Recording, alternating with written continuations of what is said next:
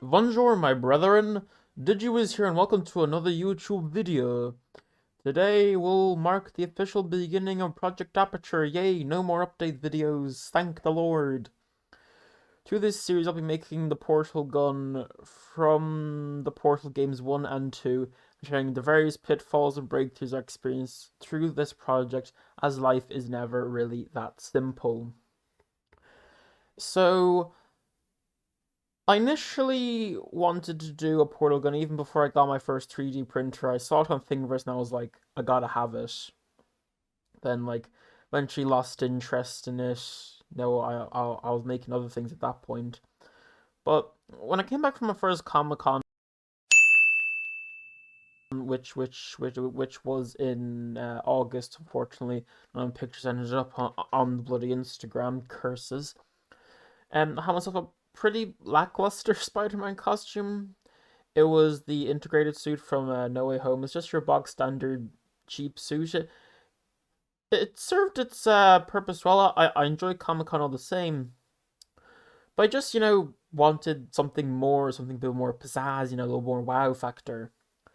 So for the spring Comic-Con, which is going to be in March, I'm going to go as Shell with, of course, the portal gun to boot. So if you're getting stuck into this project, like most well-organized projects, you need a plan. You need to plan things, at least to some extent, anyway. I found this great portal gun model on Thingiverse by this guy called Aperture. Check him out, as this portal gun model is insanely good, with also lots of room to modify, which I did a little bit of for my purposes. For printing out the portal gun parts, I used eSun's PLA Plus, as it's got really good bed adhesion and also doesn't clog easily, unless of course you knot the spool, which I've done many times. So I loaded the black filament onto my Ender 3, as most of the black parts of the portal gun, including the generator, the nozzle and everything, are well within the bed constraints, and also most of them are set to print as is with them facing up, so you got a large surface area to make contact with the bed, which of course increases bed adhesion. Then I loaded the white filament onto my Ender 6, which is mostly the shell, the casing of the portal gun, which are quite wide and tall parts, which I could tell was going to be difficult with the Ender 3 due to how small the bed is, but the Ender 6 has a bit more leeway. I had to model a quick little cylinder. So Everett suggested in the instructions on the Thingiverse page for the portal gun to use a hot glue stick as the core,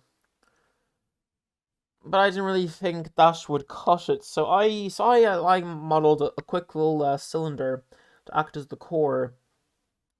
I'll get into the reason that now, because I felt it needed a bit more light diffusion, and it would be better for aesthetics if I just printed a cylinder with thin walls. As when you look at the gun,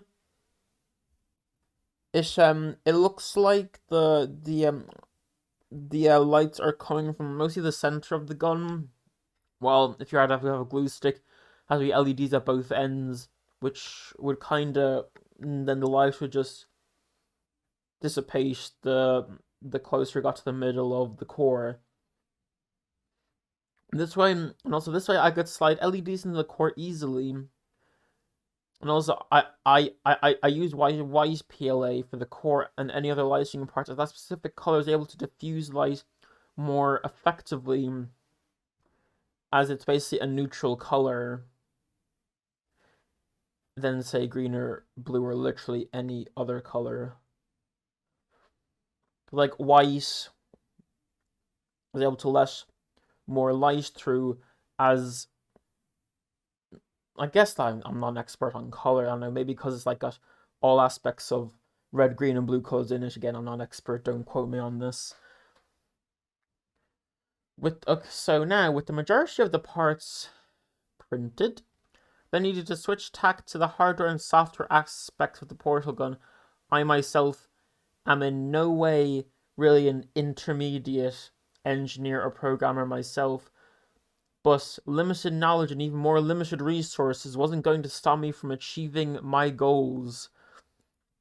My research brought me to Adafruit Industries, a company that makes electronics for hobbyist projects.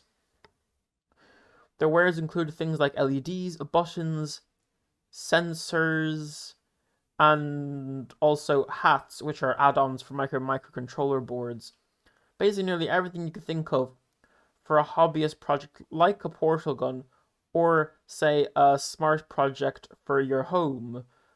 For instance, I found this really cool one where it can send you a message saying if your plants need to be watered. So I could come back to that later on if I so wanted to. They also have tutorials for all levels of makers and electrical engineers. And one I took particular interest in a few years ago was their prop maker lightsaber tutorial, which I thought had everything I needed and got nearly everything they used in it. The main things being a prop maker Featherwing and a Feather M4 Express. I made a video earlier this year saying I had all the components quote-unquote figured out, when in actual fact, I made a severe lapse in my judgment about the compatibility of the components. So the LEDs I'm using for this project are NeoPixels, which are LEDs that are individually adjustable to allow for cool animations and colors, which I may actually use in the portal gun itself to create like a really cool sci-fi effect or something. It'll probably look really cool. For testing purposes, I purchased an LED strip or stick. Now, the key thing to remember about these LEDs and the bit that I fucked up on is that they operate at 5 volts peak.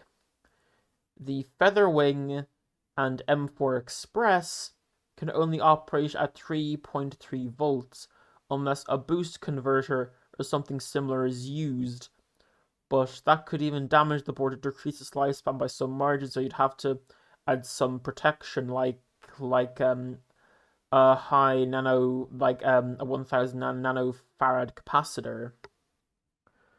I didn't really want to go out on those extra expenses. I didn't notice at the time because I thought the problem was I needed a higher voltage, so I got 4 AA batteries, plugged them in, and nothing. Zilch. Nada.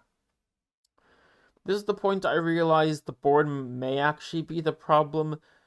So after more research, otherwise known as looking at Adafruit's guide for NeoPixels, I came across a board called the Arduino Uno, which is a standard board for anyone wanting to get into electronics, as it has female headers along both sides, essentially allowing plug-and-play functionality.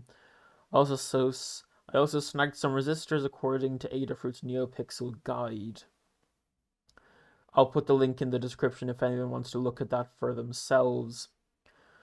After having a closer look at the LEDs while waiting for my components to arrive, I could see this I had actually caused a short in the soldering joint to the LEDs when I soldered them, because I'd accidentally soldered the 5V DC pin and data in pin together, causing the current to flow in a loop, not going to power or data, as you know, they weren't, the current just wasn't flowing.